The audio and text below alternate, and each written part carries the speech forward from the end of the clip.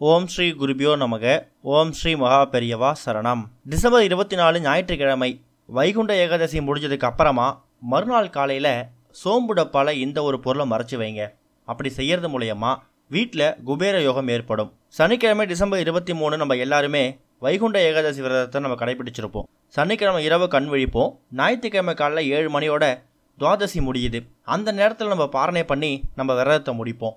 Night ஃபுல்லாக கண் விழிக்கிறதால ஞாயிற்றுக்கிழமை பகலில் படுத்து தூங்கலாமா அப்படிங்கிற கேள்வி வரும். தயவு செஞ்சு ஞாயிற்றுக்கிழமை பகலில் படுத்து தூங்காதீங்க.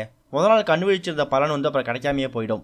அன்னைக்கு சாயந்தரம் உங்கள் வீட்டில் பெருமாள் படத்துக்கு விளக்கேற்றி வச்சு பூஜை பண்ணுங்க.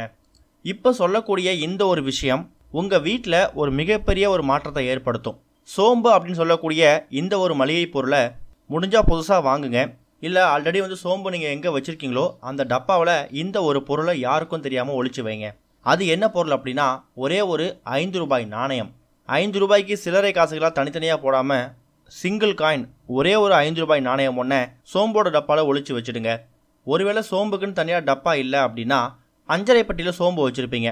அந்த அஞ்சரை பட்டியில் சோம்புக்குன்னு எந்த பகுதியை வச்சுருக்கீங்களோ அதில் கூட அந்த 5 ரூபாய் நாணயத்தை வச்சிடலாம். எக்காரணத்தை கொண்டும் அந்த காசை செலவு பண்ணாமல் வச்சுருங்க. இதை எந்த நேரத்தில் பண்ணலாம் அப்படிங்கிற கேள்வி வரும். ஞாயிற்றுக்கிழமை ராகு காலம் அப்புறம் யமகண்டம் இந்த 2 நேரத்தை தவிர மீதி எந்த நேரத்தில் வேணால் நீங்கள் பண்ணலாம். அதுவும் வைகுண்ட ஏகாதசி விரதம் முடிஞ்சு மறுநாள் பாரணை பண்ணிவிட்டு இந்த விஷயத்தை செய்கிறது இன்னும் சிறப்பு.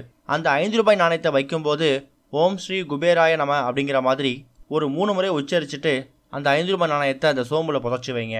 சோம்பு எடுக்க எடுக்க அந்த 5 ரூபாய் நாணயம் எப்போல்லாம் வெளில தெரியுதோ அது தெரியாத அளவுக்கு மறுபடியும் சோம்பை நிரப்பிக்கிட்டே வாங்க. அது எந்த அளவுக்கு அதிகமாக நிரம்புதோ அந்த அளவுக்கு உங்கள் வீட்டில் செல்வம் நிரம்பும். தேவையில்லாத கஷ்டங்கள் மனக்குழப்பங்களாக இருந்துச்சு அப்படின்னா இதெல்லாம் தீர்றதுக்கு ஒரு மிகப்பெரிய வழி அது ஏற்படுத்தி கொடுக்கும். பெருமாளை வேண்டிக்கிட்டு குபேரோட இந்த மந்திரத்தை உச்சரிக்கும் போது உங்கள் வீட்டில் குபேர யோகம் ஏற்படும். யார் ஒருத்தங்க வீட்டில் குபேர யோகம் ஏற்படுதோ அந்த வீட்டில் எந்த விஷயத்துக்கும் பஞ்சம் இருக்காது. வீடு, நிலம், கார், பங்களான்னு அவங்க வாழ்க்கையை வேறு விதமாக மாறிடும். அப்படிப்பட்ட ராஜ யோகம் உங்களுக்கு ஏற்படணும், குபேர யோகம் ஏற்படணும் அப்படின்னா தயவு செஞ்சு இதை முயற்சி பண்ணி பாருங்கள். இதுக்காக நீங்கள் ஒதுக்க போகிறது என்னவோ ஒரு 5 நிமிஷம் கூட இருக்காது. ஆனால் இது மூலயமா ஒரு பெரிய பலன் உங்களுக்கு கிடைக்கிது அப்படின்னா அந்த ஒட்டுமொத்த பலனுக்கும் உங்களுக்கு மட்டும்தான் சொந்தம். பல பதிவுகள் சொல்கிறீங்க, எல்லா விஷயங்களையும் நல்லது நடக்குமா, நாங்கள் எதை செய்யறது அப்படிங்கிற கேள்வி வரும். எல்லாத்தையும் செய்வோம், ஏதாவது ஒன்றுத்துலையாவது நமக்கு ஒரு பெரிய பலன் கிடைக்கும் இல்லையா? எது மூலியம் நல்லது நடந்தாலும் அது நமக்கு மட்டும்தான் சேரும் அப்படிங்கிறத மனசில் வச்சுக்கிட்டாலே போதும், நல்லதே நடக்கும். ஓம் ஸ்ரீ குருபியோ நமக. ஓம் ஸ்ரீ மகா பெரியவா சரணம்.